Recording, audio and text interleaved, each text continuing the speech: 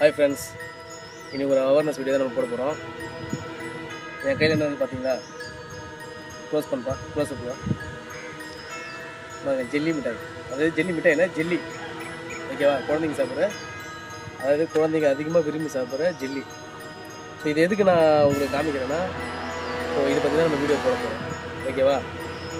So இது வந்து குழந்தைங்க ஏன் அதிகமாக விரும்பி சாப்பிட்றாங்கன்னு சொல்லிட்டு உங்களுக்கு இந்த வீடியோக்கு அப்புறம் முடிஞ்சதுக்கப்புறம் நான் சொல்கிறேன். அப்படியே கொஞ்சம் க்ளோஸில் வாங்க. நீ சாப்பிட்டா என்ன ஆகுதுன்னு சொல்கிறேன் பாருங்கள்.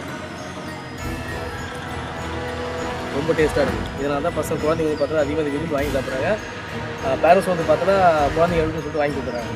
ஸோ இது எதனால் பாதிப்பு வருது அதனால நான் சொல்கிறேன்.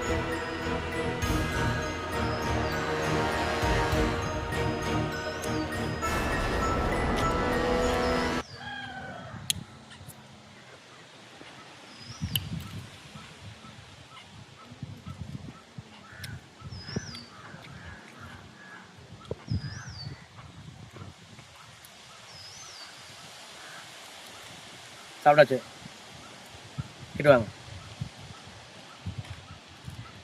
பாருங்க. உள்ள வெறும் பிளாஸ்டிக்கு தெரியுதுங்களா? இழுக்க கூட முடியல பாருங்கனால, தெரியுதா?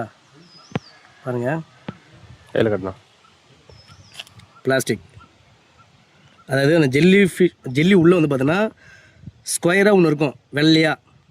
ஸோ அதை நீங்கள் லாஸ்ட்டாக சூவ் பண்ணிங்கன்னா இந்த மாதிரி பிளாஸ்டிக் தான் வரும். முடிச்சு புரியுதுங்களா? பிளாஸ்டிக் தான், கிளியர் பிளாஸ்டிக். ஏன்னா மெல்லவே முடியல, அதான் வெளியே எடுத்தேன். இந்த பிளாஸ்டிக் என்ன ஆகும்னா, குழந்தைங்க ஏதோ ஆசைப்பட்டு ஒன்று சாப்பிட்டா தெரியாது.